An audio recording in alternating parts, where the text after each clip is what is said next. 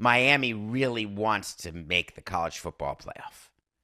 And they went ahead and did exactly what Coca told you they needed to do. They needed a statement win over a ranked opponent. They played number 22 Pittsburgh this past weekend, and they crushed 38-7. I believe, Coca, on Wednesday, you wanted like a 51-7 victory. Because remember, we had Miami minus 20 at plus 385 according to DraftKings. Not as our pick of the day. We were too wimpy. Well, they covered that line. That bet would have paid. But Miami did what they were supposed to do. Why are we talking today about the CFP and the fact that it is highly likely that Miami will not make the playoff? What happened? What happened is that all the little rules that we talk about on this show, that articles are written about how rankings are done, about who gets guaranteed spots in the playoff and who doesn't. When you read about Tony Petitti of the Big Ten, the commissioner, talking about an expanded college football playoff, but how many bids would go to his conference guaranteed. When you hear about what the power conferences want and how there has not been a full agreement to give that much power to only a few conferences, you're reminded of the rules of even this expanded CFP to 12 teams, where you've got certain conferences who get guaranteed spots if they win their conference championship, if they're higher ranked. There's a whole list of rules. The result of automatic bids, it's not dissimilar to the NCAA men's basketball tournament, where conference champions get a spot in the field of 64 plus 4, and that then there are teams on the bubble who are left off because there are non-deserving teams. And I'm not saying that the Ivy League champion should not be in the NCAA tournament. I love it that the Ivy League champion is in the NCAA tournament. But if the Ivy League champion is not ranked in the top 64, I don't quite understand it. Rewarding regular season, rewarding a championship in your conference. That's one way to do it.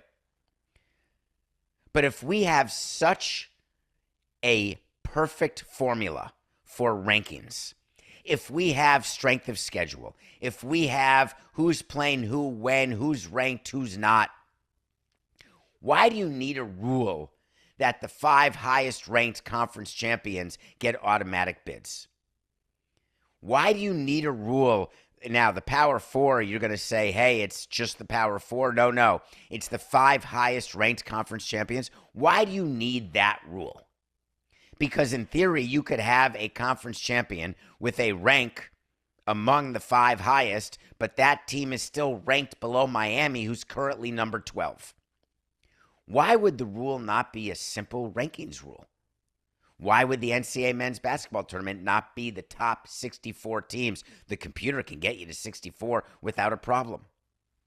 Why is there a committee that sits around throwing darts at the head of Mario Cristobal? Why is that even a thing? Why do we allow any personal nuance into this? Why wouldn't we just make it straight up? I've been thinking so much about that as I've got so many friends who are, I don't know that many friends, but I know so many people who are Hurricanes fans, who are Hurricanes alums. And it occurred to me that people don't like nuance when they're on the wrong side of it. You love the wild card entry. You love a committee when they accept you, when they choose you, when you're at the popular table.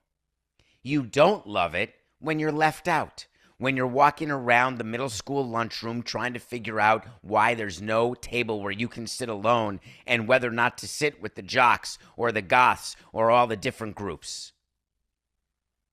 I understand. It feels good to be included. Like the old schoolyard pick. The people who are picked last feel terribly because sometimes they're not ranked last in the skill, they're ranked last in the popularity. Can you imagine a world where right now the best teams don't get a chance to compete for the championship? I can't figure that out for the life of me. The leagues don't do it professionally. In baseball, you win your division, you're in the playoffs. The equivalent is that if a division winner would have a record that is worse than a team that finishes in third place of another division, and that division winner gets to be in the playoffs. Well, let me bring you inside the debate of why that is in Major League Baseball, and then why I don't believe college football should have it. Inside Major League Baseball, we always wanted to make sure that we would reward division winners because every team was trying to maximize local revenue. Maximizing local revenue means that you have games that matter all through the season and that you are drawing fans because your team has a chance to win the World Series. And there was a time when there was something called an unbalanced schedule, which meant that you would play teams in your division 19 or 18 times out of 162 games. And then you would play teams in your league 6 times. And then in the National League versus the American League, you'd either not play or sometimes play only 3 games. Major League Baseball switched. It's now a balanced schedule. You play your division fewer games, like 12. You play every other team in baseball, either home or away, guaranteed throughout the season.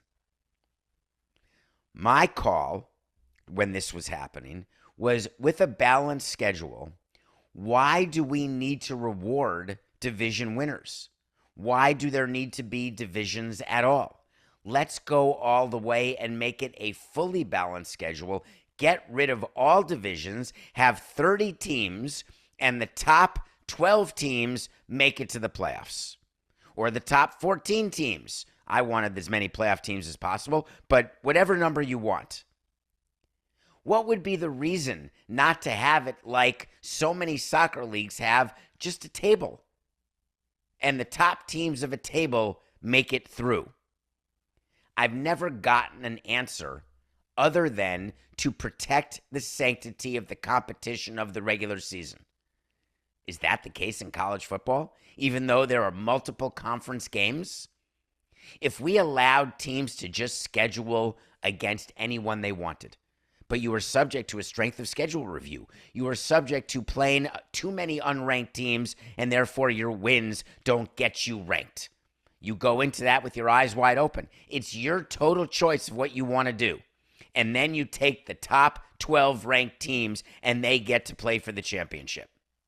I'm going to keep fighting for that because I believe that is totally the right thing to do. Will it end up happening? I think it's too radical for people, and I don't know why.